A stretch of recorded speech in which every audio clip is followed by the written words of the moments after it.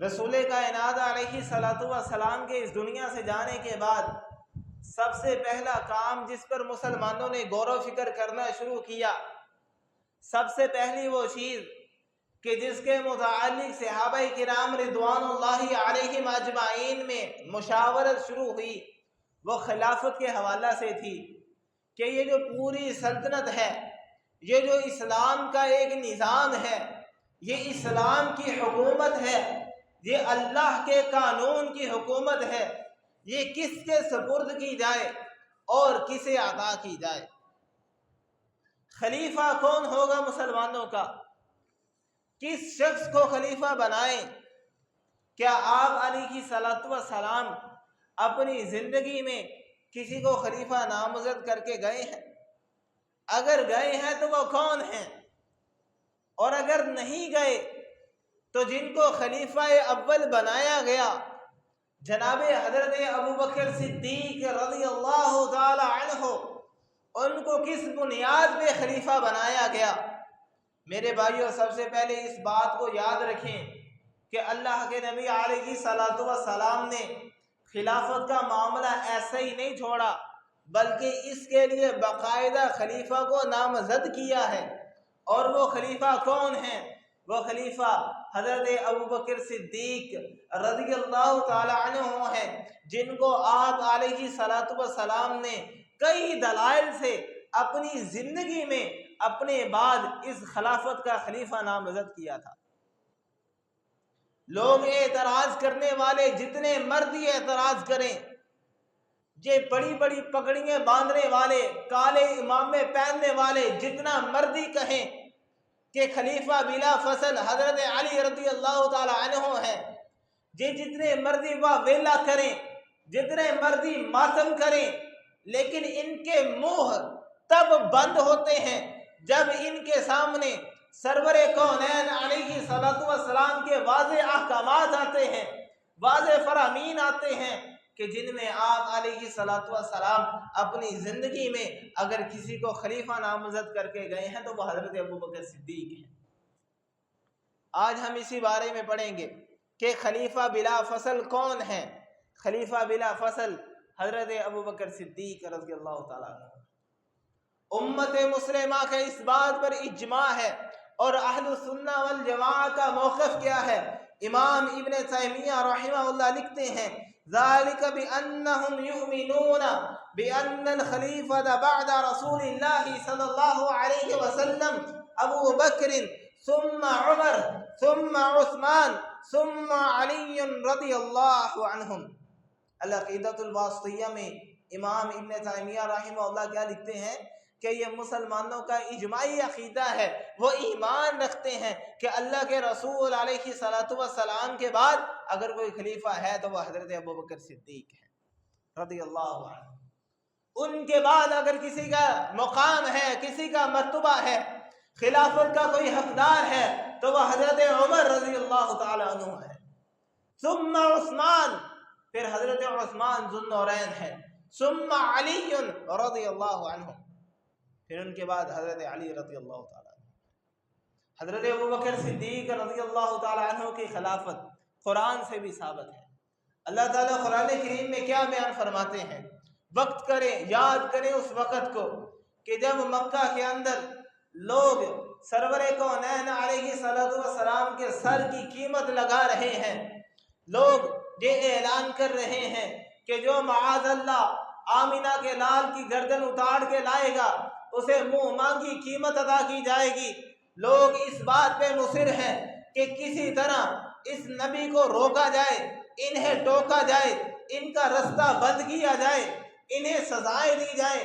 کبھی شیب ابی طالب میں انہیں بند کیا جا رہا ہے، کبھی رستوں میں کانٹے بچھائے جا رہے ہیں، کبھی قاتلانہ حملے کیے جا رہے ہیں، کبھی طائف کے اندر اوباش لڑکوں کو رسول اللہ صلی اللہ علیہ وسلم کو اذیت پہنچانے کے لیے مامور کیا جا رہا ہے۔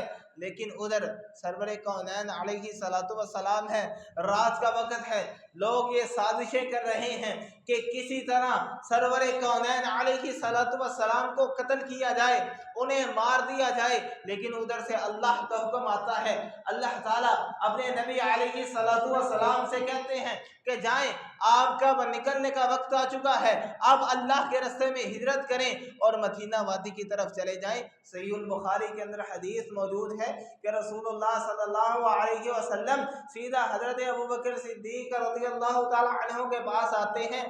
आकर कहा, हजरत अबू बकर सिद्दीक रज़ियल्लाहु ताला अन्हु क्या कहते हैं, अल्लाह के नबी क्या हुआ है, इतनी रात को आप आए हैं, वजह क्या है? आप तो दोपहर के वक्त आया करते हैं, आप दिन के वक्त आया करते हैं, लेकिन आज मामूल से हटके आप रात को आए हैं, वजह क्या है? सरवरे कौनैन अलैहिस्सलातु वस्सलाम फरमाते हैं कि अबू बकर, मुझे अल्लाह ने हिजरत का हुक्म दिया है। जानिसारे रसूल हजरत अबू बकर सिद्दीक रज़ियल्लाहु अन्हु क्या कहते हैं, अल्लाह के नबी बताएं मैं क्या कर सकता हूँ। माली मदद चाहिए तो अबू बकर का सारा माल आप पर कुर्बान है। जानी मदद चाहिए, मेरी जान, मेरी आने वाली नस्लें आप पर कुर्बान, बताएं क्या करें?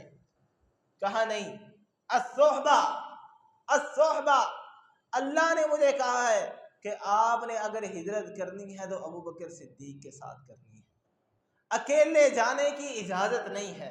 अस्सोहबा, अल्लाह ने मुझे कहा है कि जाओ अबू बकर सिद्दीक रज़ियल्लाहु अन्हु उनके साथ जाएं और उन्हें साथ लेकर हिजरत का सफर करें।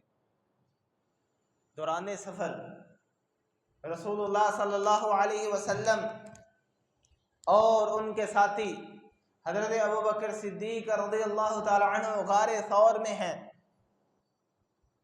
पीछे से काफिर आ रहे हैं। हजरत अबू बकर सिद्दीक रज़ियल्लाहु ताला अन्हु कहते हैं कि हमने देखा बिल्कुल गार के दरवाजे के ऊपर काफिर खड़े हैं, लश्कर खड़ा है, हाथों में तलवारें सौंधी हुई हैं, खून के प्यासे हैं, उनके सरों पे भूत सवार है, हमारी जान के पीछे पड़े हुए हैं। लौ अन्ना अहदन नज़रा इला कदमैहि लरआना, अगर इनमें से कोई एक अपने पैरों की तरफ देखे, अगर थोड़ा सा भी वो नीचे झुका तो गार के दरवाजे से हम अंदर बैठे उन्हें नजर आ जाएंगे। थोड़े से घबराए, दिल थोड़ा सा खौफ में आया, अल्लाह के नबी अलैहि सलातु वस्सलाम को कहने लगे, अल्लाह के नबी कुछ कीजिए, ये बिल्कुल हमारे सामने खड़े हैं, ये तो हमारे खून के प्यासे हैं। सरवरे कौनैन अलैहि सलातु वस्सलाम फरमाते हैं, और अल्लाह ताला इस बात का नक्शा अपने कुरान में खींचते हैं, वसानियस्नैनि इज़ हुमा फिल गारी फ़क़ाल लिसाहिबिही ला तहज़न इन्नल्लाह मअना। अल्लाह कहते हैं वो दो मेरे बंदे गार के अंदर मौजूद थे। फ़क़ाल लिसाहिबिही, मेरे नबी हज़रत मोहम्मद मुस्तफ़ा सल्लल्लाहु अलैहि वसल्लम ने अपने साथी से कहा, अपने साहिब से कहा, ला तहज़न इन्नल्लाह मअना, अबू बकर घबराए ना, डरे ना, डरने की ज़रूरत नहीं है, इन्नल्लाह मअना, अल्लाह हमारे साथ है। यहाँ पे अल्लाह ताला ने हजरत अबू बकर सिद्दीक रज़ियल्लाहु ताला अन्हु को मेरे नबी का साहिब, साथी करार दिया है। और हिजरत में अगर कोई साथ हैं तो वो हजरत अबू बकर सिद्दीक रज़ियल्लाहु ताला। यहां पे एक छोटे से नुक्ते की बात समझ लें, इधर अल्लाह के नबी हैं, साथ हजरत अबू बकर सिद्दीक रज़ियल्लाहु ताला अन्हु, सिर्फ दो शख्स हैं। अल्फाज क्या बोले हैं, इन्नल्लाह मअना, अल्लाह हमारे साथ है। दूसरे मुकाम पे हजरत मूसा अलैहि सलातु वस्सलाम है, आगे सारी उम्मत है, पीछे फिरौन आ रहा है, सामने समंदर है, डर गए। कौम कहने लगी हजरत मूसा अलैहि सलातु वस्सलाम से कि कुछ करें, पीछे कौम आ रही है, वो तो हमें पकड़ लेंगे, वो तो हमें बंदी बना लेंगे, वो तो हमें जान से मार देंगे, कुछ करें। पूरी उम्मत वहां मौजूद है, हजरत मूसा अलैहि सलातु वस्सलाम मौजूद हैं, लेकिन उधर हजरत मूसा अलैहि सलातु वस्सलाम ने अल्फाज क्या बोले हैं, ان معی ربی، کہ بے شک میرا رب میرے ساتھ ہے۔ وہاں پہ معنا نہیں بولا، ہمارے ساتھ یہ نہیں بولا، کیا کہا ہے؟ ان معی ربی، میرا رب میرے ساتھ ہے۔ لیکن دوسری طرف سرور کونین علیہ الصلوۃ والسلام نے کیا الفاظ بولے ہیں؟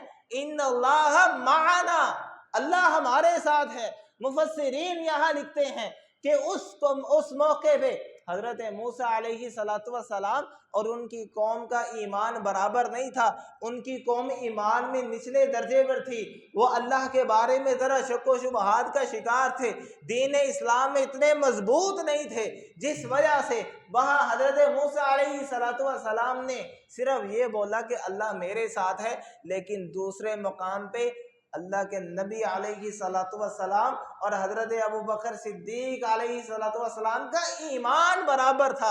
اس ایمان کی وجہ سے، اس استقامت دین کی وجہ سے، اور حضرت ابوبکر صدیق رضی اللہ تعالی عنہ کو اپنا ساتھی کہنے کی وجہ سے اللہ کے نبی علیہ السلام نے معنا کے لفظ بولے ہیں کہ اللہ ہمارے ساتھ ہے۔ تو یہ سب سے پہلی دلیل ہے حضرت ابوبکر صدیق رضی اللہ تعالی عنہ کی خلافت کی، کہ اللہ نے اگر نبی علیہ السلام کا ساتھ کسی کو دیا ہے تو وہ حضرت ابوبکر صدیق ہے رضی اللہ تعالیٰ عنہ۔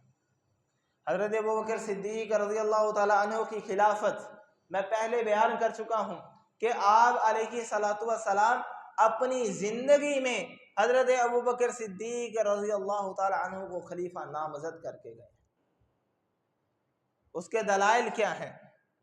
آئیں احادیث رسول علیہ السلام کی طرف توجہ کرتے ہیں۔ رسول اللہ صلی اللہ علیہ وسلم نے اپنی زندگی میں یہ ارشاد فرمایا جو کہ سنن ترمذی میں موجود ہے۔ حضرت حذیفہ رضی اللہ تعالی عنہ، حضرت حذیفہ بن یمان صاحب سر رسول اللہ صلی اللہ علیہ وسلم، کہ جنہیں رسول اللہ صلی اللہ علیہ وسلم کا رازدان کہا جاتا ہے، وہ حدیث بیان کرتے ہیں، سنن ترمذی میں موجود ہے۔ فرمایا کہ ایک روز میں رسول اللہ صلی اللہ علیہ وسلم کے پاس بیٹھا ہوا تھا کہ آپ علیہ السلام نے ہم نے وعظ و نصیحت کی، ہمیں چند ہدایات دی، اور ان ہدایات میں آپ علیہ السلام کیا فرماتے ہیں؟ آپ علیہ السلام نے فرمایا اقتدو، میرے صحابہ آپ نے پیروی کرنی ہے، آپ نے نقش قدم پہ چڑھنا ہے، بالذین من بعدی، ان دو شخص کی جو میرے بعد ہوں گے، وہ کون سے ہیں؟ ابی بکر و عمر، ان میں سے پہلے حضرت ابوبکر صدیق رضی اللہ تعالیٰ عنہ ہیں، اور ان کے بعد حضرت عمر رضی اللہ تعالیٰ عنہ ہیں۔ اقتدو بالذین من بعدی، آپ علیہ السلام کے کیا الفاظ ہیں کہ میرے بعد آپ نے ان دو لوگوں کی پیروی کرنی ہے جو میرے بعد آئیں گے۔ پیروی کس کام میں کرنی ہے؟ خلافت کے کام میں کرنی ہے۔ آپ میری پیروی کرتے ہیں، میں آپ کو جو حکم دیتا ہوں آپ مانتے ہیں، اس کی وجہ کیا ہے کہ میں اللہ کا نبی ہوں اور ساتھ میں آپ کا حکمران ہوں۔ اب میرے بعد نبوت تو ختم ہو جانی ہے، نبوت ختم ہونے کے بعد اقتدا کس چیز میں رہ جائے گی؟ اقتدا خلافت میں رہ جائے گی، اور وہ خلافت میں جو اقتدا رہ جائے گی وہ کن کی کرنی ہے؟ ابو بکر و عمر۔ سنن ترمذی میں رسول اللہ صلی اللہ علیہ وسلم کی واضح حدیث میں، تو اس حدیث میں آپ علیہ السلام نے اپنی زندگی میں حضرت ابوبکر صدیق رضی اللہ تعالیٰ عنہ کو خلیفہ نامزد کیا ہے، اور ان کے بعد حضرت عمر رضی اللہ تعالیٰ عنہ کی بھی پیشین گوئی کرتی ہے۔ اس کے بعد دوسری حدیث کی جانب بڑھیں۔ رسول اللہ صلی اللہ علیہ وسلم ایک دفعہ تشریف فرما تھے، صحیح البخاری کے اندر حدیث موجود ہے، صحیح ابن حبان کے اندر حدیث موجود ہے کہ آپ علیہ السلام کی آخری عمر کا واقعہ ہے، زندگی کے آخری ایام ہیں کہ ایک عورت دور دراز کے قبیلے سے آتی ہے، آ کر آپ علیہ السلام کی خدمت میں حاضر ہوئی، آ کر چند مسائل پوچھے، چند احکامات پوچھے، چند دینی رہنمائی لی، اور بہت زیادہ تعلیمات لے کر بیٹھ گئی اور کہنے لگی اللہ کے نبی اب تو میرا جانے کا وقت آ چکا ہے، لیکن انشاءاللہ اگر زندگی رہی تو میں واپس پھر آؤں گی، لیکن آپ مجھے بتا دیں اگر میں اگلے سال آؤں، میں دوبارہ آؤں، لیکن آپ اس دنیا سے رخصت ہو چکے ہوں گے، تو پھر میں کس کے پاس جاؤں گی؟ وہ کون ہے جو میری رہنمائی کرے گا؟ وہ کون ہے جو مجھے صحیح تعلیمات دے گا؟ وہ کون ہے جس کو آپ اپنا جانشین مقرر کر رہے ہیں؟ آپ علیہ الصلوۃ والسلام نے کیا فرمایا؟ ان لم تجدینی فاتی ابا بکر، اگر تو مجھے نہ پائے، اگر تو اگلے سال آئی اور میں اس دنیا میں موجود نہ ہوا، فاتی ابا بکر، پھر ابو بکر کے پاس جانا۔ اب اس حدیث میں آپ علیہ الصلوۃ والسلام نے اگر اپنی جگہ پر کسی کو بٹھایا ہے تو وہ کون ہے؟ حضرت ابو بکر صدیق رضی اللہ عنہ۔ یہ دلیل ہے ان کی خلافت کی، یہ دلیل ہے ان کے خلیفہ بلا فصل ہونے کی۔ آپ علیہ الصلوۃ والسلام کیا فرما رہے ہیں؟ فَإِن لَّمْ تَجِدِينِي فَأْتِي أَبَا بَكْرٍ، اگر تو آئے اور میں اس دنیا میں موجود نہ ہوا تو ابو بکر صدیق رضی اللہ تعالیٰ عنہ کے پاس جانا اور ان سے جا کر اپنی دینی رہنمائی لینا۔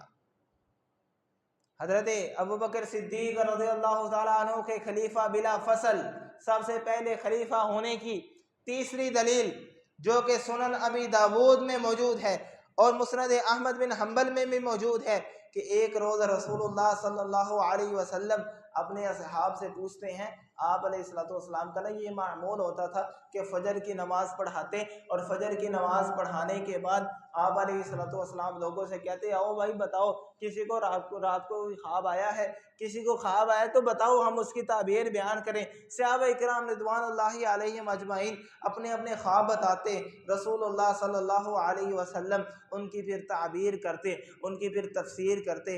ایک روز رسول اللہ صلی اللہ علیہ وسلم نے پوچھا کہ کیا کسی نے کوئی خواب دیکھا ہے؟ تو صحابی رسول علیہ الصلوۃ والسلام اٹھے اور کہنے لگے، اللہ کے نبی آج رات مجھے ایک خواب آیا ہے۔ وہ خواب کیا تھا کہ آسمان سے ایک ترازو اترا ہے، ایک میزان اترا ہے، ایک ترازو اترا ہے، اس کے دو پلڑے ہیں، ایک میں پہلے پلڑے میں آپ ہیں اور دوسرے میں حضرت ابوبکر صدیق رضی اللہ تعالی عنہ ہیں۔ آپ کا وزن کیا جاتا ہے، ایک میں آپ ہیں، ایک میں حضرت ابوبکر صدیق ہیں، آپ کا پلڑا بھاری ہو جاتا ہے، حضرت ابوبکر صدیق رضی اللہ تعالیٰ عنہ کا پلڑا ذرا اوپر چلا جاتا ہے۔ کہتے ہیں کہ پھر کیا ہوا؟ کہا آپ کو پھر اتارا گیا، آپ کی جگہ پر حضرت ابوبکر صدیق رضی اللہ تعالیٰ عنہ کو بٹھایا گیا اور حضرت ابوبکر صدیق رضی اللہ تعالیٰ عنہ کی جگہ پہ حضرت عمر رضی اللہ تعالیٰ عنہ کو بٹھایا گیا۔ اب جب حضرت عمر رضی اللہ تعالیٰ عنہ اور حضرت ابوبکر صدیق رضی اللہ تعالیٰ عنہ کا توازن کیا گیا تو اب حضرت ابوبکر صدیق رضی اللہ تعالیٰ عنہ کا پلڑا بھاری ہو گیا، حضرت عمر رضی اللہ تعالیٰ عنہ کا پلڑا ہلکا ہو گیا۔ مطلب کیا ہے کہ اللہ کے نبی علیہ الصلوۃ والسلام کی زندگی میں اگر اقتداء کسی کی جائے گی تو وہ صرف آپ علیہ الصلوۃ والسلام ہیں، ان کے بعد اگر کسی کی جائے گی تو وہ حضرت ابوبکر صدیق رضی اللہ تعالیٰ عنہ ہے۔ اگر کسی کا مقام اور مرتبہ ہے تو وہ حضرت ابوبکر صدیق رضی اللہ تعالیٰ عنہ ہے۔ اور ان کے بعد صحابی کیا فرماتے ہیں کہ میں نے دیکھا خواب میں حضرت ابوبکر صدیق کو اتارا گیا، ان کی جگہ پہ حضرت عمر رضی اللہ تعالیٰ عنہ کو بٹھایا گیا، حضرت عمر کی جگہ پہ اب حضرت عثمان ذو النورین رضی اللہ تعالیٰ عنہ کو بٹھایا گیا۔ کہتے ہیں اب دیکھا تو حضرت عمر رضی اللہ تعالیٰ عنہ کا پلڑا بھاری ہو گیا۔ مطلب کیا ہے کہ ابوبکر صدیق کے بعد اگر کسی کا مقام ہے تو وہ حضرت عمر ہے، اور ان کے بعد حضرت عثمان رضی اللہ تعالیٰ۔ صحابی کو خواب آیا ہے، خواب کے اندر سب سے پہلے آپ علیہ الصلوۃ والسلام کی فضیلت بیان کی گئی ہے، پھر حضرت ابوبکر کی، پھر حضرت عمر کی، پھر حضرت عثمان ذو النورین رضی اللہ تعالیٰ عنہ کی۔ جب یہ خواب سنا، خواب سن کے رسول اللہ صلی اللہ علیہ وسلم نے کیا فرمایا کہ یہ نبوت کے بعد خلافت کا تذکرہ ہے، خلافت کا معاملہ ہے جو اللہ نے تجھے خواب میں دکھایا ہے۔ سنن ابی داود کے الفاظ موجود ہیں، جاؤ لے جاؤ یہ حدیث اور جا کے دکھاؤ ان کالی پگڑی پہننے والوں کو، بڑی بڑی امامے پہن کے یہ بنے پھرتے ہیں اور کہتے ہیں کہ حضرت علی رضی اللہ تعالیٰ عنہ خلیفہ بلا فصل ہیں، حضرت ابوبکر نے ظلم کیا، حضرت عمر نے ظلم کیا، حضرت عثمان نے ظلم کیا۔ رسول کائنات علیہ الصلوۃ والسلام اپنی زندگی میں کہہ رہے ہیں کہ میرے نبی کے صحابی کو، خود آپ علیہ الصلوۃ والسلام کہہ رہے ہیں کہ جو آپ نے خواب میں دیکھا ہے کہ پہلے میں آیا ہوں، پھر ابوبکر ہیں، پھر عمر ہیں، پھر عثمان ہیں، یہ خلافت کا معاملہ ہے جو اللہ نے آپ کو دکھلا دیا ہے۔ اس سے بڑھ کے حضرت ابوبکر صدیق رضی اللہ تعالیٰ عنہ کی خلافت کی کوئی دلیل ہو سکتی ہے؟ جہاں واضح الفاظ آ گئے ہیں وہاں کوئی شک و شبہ کی گنجائش باقی نہیں رہتی۔ اس سے بھی آگے بڑھیں، حضرت ابوبکر صدیق رضی اللہ تعالیٰ عنہ کی خلافت کی دلیل کیا ہے؟ آپ علیہ الصلوۃ والسلام 10 ہجری کو حج فرض ہوا ہے، 9 ہجری کو حج فرض ہوا ہے، 10 ہجری کو آپ علیہ الصلوۃ والسلام نے بذات خود حج کیا ہے، لیکن جو 9 ہجری کا حج تھا آپ علیہ الصلوۃ والسلام نے قافلے کا امیر حضرت ابوبکر صدیق رضی اللہ تعالیٰ عنہ کو بنا کر بھیجا۔ مدینہ میں حضرت علی رضی اللہ تعالیٰ عنہ ہے، ساتھ میں رسول اللہ صلی اللہ علیہ وسلم ہے، ادھر تمام حاجیوں کے ساتھ حضرت ابوبکر صدیق رضی اللہ تعالیٰ۔ چلتے چلتے رستے میں ایک جگہ پہ پڑاؤ ڈالا، حضرت ابوبکر صدیق رضی اللہ تعالیٰ عنہ نماز کروانے کے لیے آگے بڑھے ہیں کیونکہ وہ امیر تھے، اللہ کے نبی علیہ الصلوۃ والسلام نے انہیں امیر بنایا ہے۔ تکبیر کہہ دی گئی ہے، لیکن ادھر سے مدینہ سے اللہ کے نبی علیہ الصلوۃ والسلام نے حضرت علی رضی اللہ تعالیٰ عنہ کو اپنی قصوہ نامی اونٹنی پہ سوار کر کے بھیجا ہے کہ جائیں، جا کر یہ چند پیغام ہیں وہ آپ نے حضرت ابوبکر صدیق رضی اللہ تعالیٰ عنہ کو دینے ہیں۔ اور وہ پیغام کون سا ہے؟ آپ علیہ الصلوۃ والسلام نے برات کی آیات جو اللہ تعالیٰ نے نازل کی حضرت علی رضی اللہ تعالیٰ عنہ کو دے کر حضرت ابوبکر صدیق رضی اللہ تعالیٰ عنہ کی طرف روانہ کیا۔ ادھر نماز کا وقت ہے، لیکن حضرت ابوبکر صدیق رضی اللہ تعالیٰ عنہ کھڑے ہیں، آواز سن رہے ہیں۔ کہا کہ مجھے لگتا ہے کہ اللہ کے نبی علیہ الصلوۃ والسلام نے حج کا ارادہ کیا ہے اور وہ خود آ رہے ہیں، انتظار کرتے ہیں۔ کرتے کرتے دیکھا کہ رسول اللہ صلی اللہ علیہ وسلم کی اونٹنی پہ حضرت علی رضی اللہ تعالیٰ عنہ سوار ہے۔ قریب پہنچے، حضرت ابوبکر صدیق رضی اللہ تعالیٰ عنہ پوچھتے ہیں بتائیں اللہ کے نبی علیہ الصلوۃ والسلام نے آپ کو امیر بنا کر بھیجا ہے یا کوئی پیغام لائے ہیں؟ حضرت علی رضی اللہ تعالیٰ عنہ کیا کہنے لگے کہ پہلے نماز پڑھ لیتے ہیں پھر بات کریں گے۔ کہا نہیں، اگر تو آپ امیر ہیں تو پھر میرے یہ لائق نہیں کہ میں آگے ہو کے نماز پڑھاؤں، پھر آپ آگے ہو کے نماز پڑھائیں گے، میں نماز پڑھا نہیں سکتا۔ حضرت علی رضی اللہ تعالیٰ عنہ کہتے ہیں کہ نہیں، آپ کی موجودگی میں علی کو بھی اجازت نہیں کہ لوگوں کی امامت کرواؤں، امیر آپ ہی ہیں، اللہ کے نبی نے مجھے صرف ایک حکم دے کر بھیجا ہے۔ نماز ہوئی، نماز ہونے کے بعد وہ حکم لوگوں کو سنایا گیا، براءۃ من اللہ ورسولہ الی الذین عاہدتم من المشرکین فسیحوا فی الارض اربعۃ اشہر واعلموا انکم غیر معجز اللہ وان اللہ مخزی الکافرین۔ اللہ تعالیٰ نے کافروں کو یہ اعلان کر دیا کہ اب 4 مہینے کا وقت ہے آپ کے پاس، یا تو مسلمان ہو جائیں یا مکہ خالی کر کے چلے جائیں۔ بات کیا بیان کی جا رہی ہے کہ حضرت علی رضی اللہ تعالی عنہ کی موجودگی میں بھی اگر کسی کو امیر مقرر کیا ہے میرے نبی نے تو وہ کون ہے؟ ابوبکر صدیق رضی اللہ تعالی عنہ۔ یہ حضرت ابوبکر صدیق رضی اللہ تعالی عنہ کی خلافت کی دلیل ہے۔ اور دلیل چاہتے ہیں، 5ویں دلیل کی جانب بڑھتے ہیں جو کہ حدیث موجود ہے صحیح مسلم کے اندر۔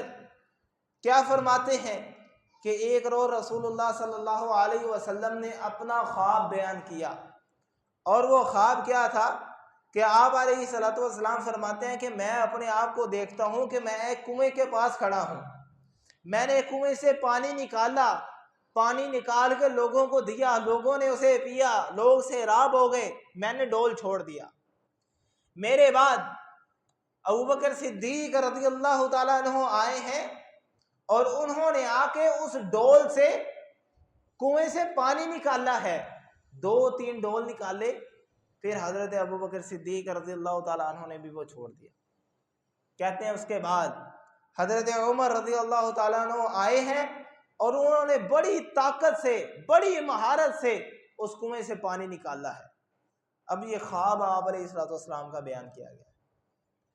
خواب کیا ہے کہ ایک کنواں ہے، اس میں سے سب سے پہلے میں نے پانی نکالا ہے، اس کے بعد ابو بکر نے پانی نکالا ہے، پھر حضرت عمر رضی اللہ عنہم انہوں نے پانی نکالا ہے۔ اب یہ حدیث ہے، اس کے تحت امام نووی رحمہ اللہ کیا لکھتے ہیں کہ یہ حدیث حضرت ابوبکر صدیق رضی اللہ تعالیٰ عنہ کی خلافت، ان کے حسن سیرت اور امت کو ان کی طرف سے کسب فیض کی تلقین کی گئی تھی۔ امام نووی کیا فرماتے ہیں کہ اس خواب میں آپ علیہ الصلوۃ والسلام کو یہ بتایا گیا تھا کہ آپ کے بعد جو خلیفہ ہوں گے حضرت ابوبکر صدیق، ان سے لوگ بہت زیادہ فائدہ حاصل کریں گے، پھر ان کے بعد حضرت عمر رضی اللہ تعالیٰ عنہ ہوں گے کہ جن کی خلافت جب آئے گی وہ مسلمانوں کے لیے بڑی سود مند ثابت ہوگی، بڑی فائدہ مند ثابت ہوگی، کیونکہ سب سے زیادہ پانی حضرت عمر رضی اللہ تعالیٰ عنہ نے کنویں سے نکالا ہے۔ تو یہ بھی حضرت ابوبکر صدیق رضی اللہ تعالیٰ عنہ کی خلافت کی دلیل ہے۔ چھٹی دلیل کی جانب بڑھیں۔ رسول اللہ صلی اللہ علیہ وسلم بیمار ہیں، ادھر مسجد نبوی میں مصلی امامت خالی ہے۔ سب سے بڑی جو خلافت کی دلیل سمجھی جاتی ہے نا وہ یہ ہے، آپ علیہ الصلوۃ والسلام بیمار ہیں۔ صحیح البخاری میں متعدد دفعہ یہ حدیث موجود ہے۔ آپ علیہ الصلوۃ والسلام اٹھے ہیں، نماز پڑھانے کا ارادہ کیا، لیکن کمزوری زیادہ ہونے کی وجہ سے پھر بے ہوش ہو جاتے ہیں۔ صحابہ کرام انتظار میں ہیں، پھر اٹھتے ہیں، لیکن تھوڑی دیر بعد پھر بے ہوش ہو جاتے ہیں۔ بڑی ہمت کی لیکن نہیں ہو سکا۔ پوچھا کیا لوگوں نے نماز پڑھ لی ہے؟ کہا نہیں، وہ آپ کا انتظار کر رہے ہیں۔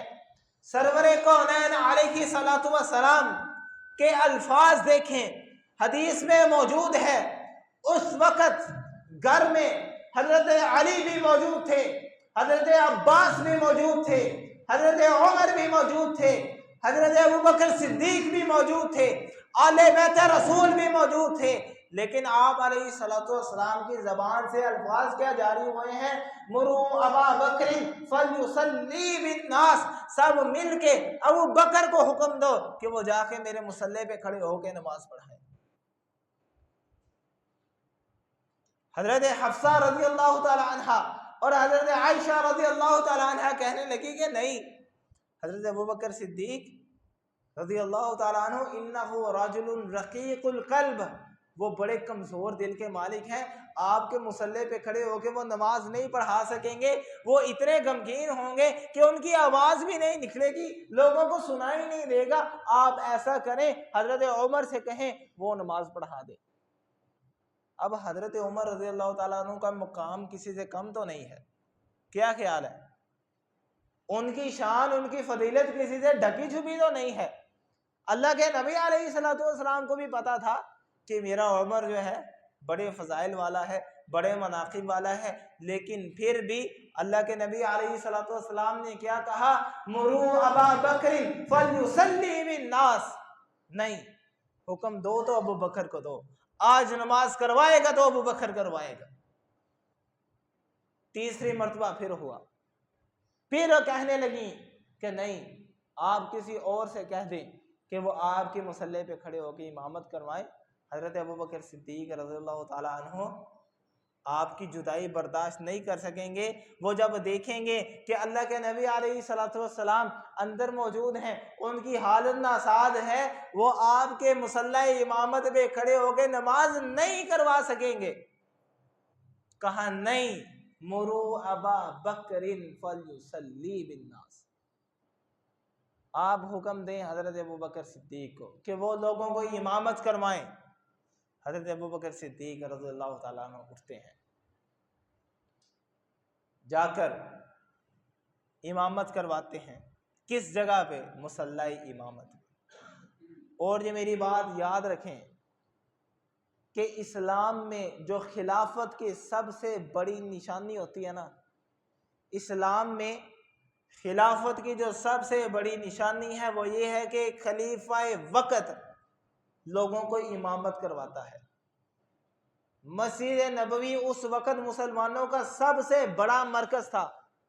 جتنے خلیفہ تھے ان کی یہ ڈیوٹی تھی، ان کا یہ فرض تھا کہ وہ مسجد نبوی میں لوگوں کی امامت کروائیں۔ خلیفہ کے بغیر ادھر کسی کو امامت کروانے کی اجازت نہیں۔ اور وہاں پہ اگر کسی نے امامت کروائی ہے تو وہ کون ہے؟ حضرت ابوبکر صدیق رضی اللہ تعالیٰ۔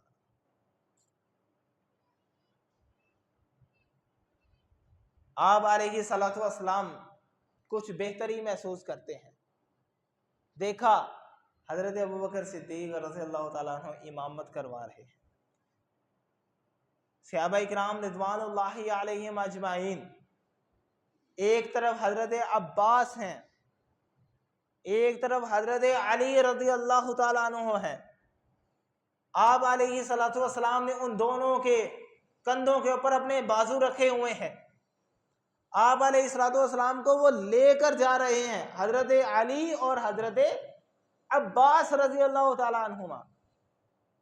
مسجد میں جا کر دیکھا حضرت ابوبکر صدیق رضی اللہ تعالیٰ عنہ امامت کروا رہے ہیں۔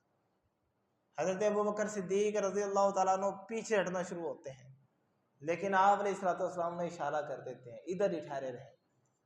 آپ علیہ الصلوۃ والسلام آتے ہیں، آ کر حضرت ابوبکر صدیق رضی اللہ تعالیٰ عنہ کی دائیں جانب بیٹھ جاتے ہیں۔ اور حدیث کے کیا الفاظ ہیں؟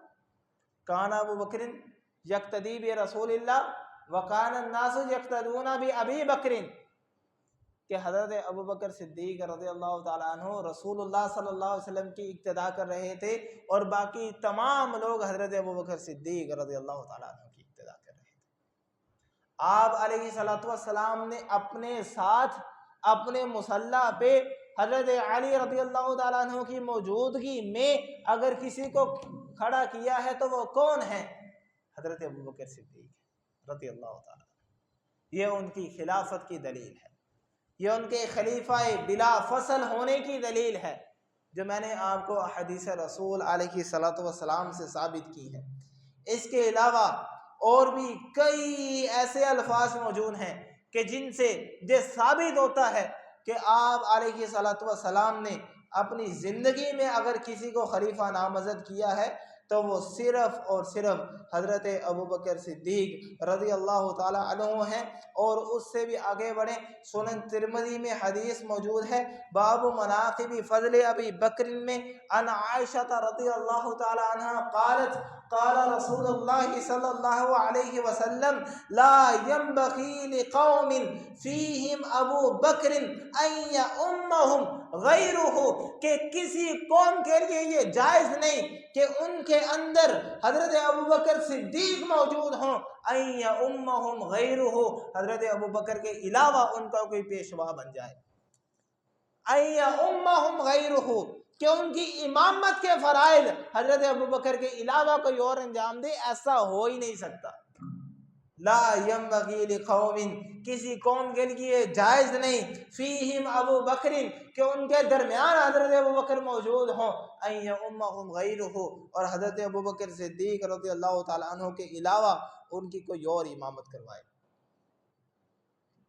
تو یہ احادیث رسول علیہ الصلوۃ والسلام سے یہ بات ثابت ہو گئی کہ آپ علیہ الصلوۃ والسلام نے اپنی زندگی میں اگر کسی کو خلیفہ نامزد کیا ہے وہ کون ہے؟ حضرت ابوبکر صدیق رضی اللہ عنہ۔ اور اس کے بعد تمام صحابہ کرام رضوان اللہ علیہم اجمعین کا اس بات پر اجماع تھا کہ اللہ کے نبی علیہ الصلوۃ والسلام کے بعد اگر کوئی خلیفہ بن سکتے ہیں تو وہ صرف اور صرف حضرت ابوبکر صدیق رضی اللہ تعالیٰ عنہ۔ جس طرح کہ حضرت امام شافعی رحمہ اللہ بیان کرتے ہیں ما اجمع المسلمون علیہ من ان یکون الخلیفۃ واحدا فاستخلفوا ابا بکر، کہ لوگوں نے مشاورت کی اور انہوں نے متفقہ فیصلہ یہ دیا کہ اگر کوئی خلیفہ ہو سکتا ہے اللہ کے نبی علیہ الصلوۃ والسلام کے بعد تو وہ ابو بکر صدیق ہے۔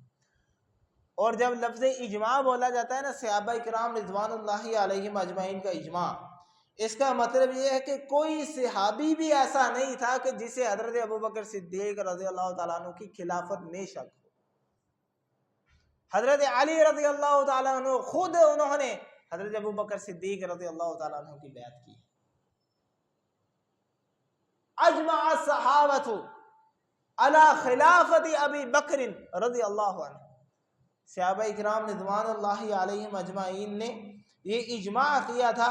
اجمع المہاجرون والانصار، مہاجرین تمام صحابہ کرام اور تمام انصاری صحابہ کرام، انہوں نے مل کر فیصلہ کیا تھا علی خلافت ابی بکر، حضرت ابو بکر صدیق رضی اللہ تعالیٰ عنہ کی خلافت پر۔ اور حضرت ابو بکر صدیق رضی اللہ تعالیٰ عنہ جب خلیفہ نامزد ہوئے ہیں، خلیفہ نامزد ہو کر انہوں نے خطبہ ارشاد فرمایا ہے، اور اس خطبے میں انہوں نے کیا ارشاد فرمایا ہے؟ اللہ اکبر کبیرہ، کہتے ہیں کہ مجھے آپ نے خلیفہ بنایا ہے، جب تک میں اللہ کے دین کی بات کروں آپ میری اقتدا کریں، جب میں اللہ کے دین کے علاوہ کوئی بات کروں آپ اسی وقت مجھے خلافت کے منصب سے ہٹا دیں۔ اب حضرت ابو بکر صدیق رضی اللہ تعالیٰ عنہ نے اگر ناجائز طور پر خلافت حاصل کی تھی تو حضرت علی رضی اللہ تعالیٰ عنہ کیا اس قابل نہیں تھے کہ وہ جنگ کر سکتے؟ کیا آپ انہیں اتنا کمزور سمجھتے ہیں کہ وہ اپنے حق کے لیے آواز نہیں اٹھا سکے؟ کیا آپ انہیں اتنا لاچار سمجھتے ہیں کہ وہ حق کی صدائی بلند نہیں کر سکے؟ لیکن انہوں نے ایسا کچھ نہیں کیا۔ اس کی وجہ کیا ہے کہ حضرت علی رضی اللہ تعالیٰ عنہ بھی سمجھتے تھے کہ جب تک ابو بکر صدیق موجود ہیں، ان کی موجودگی میں کوئی اور ایسا نہیں جو خلافت کا حقدار ہو۔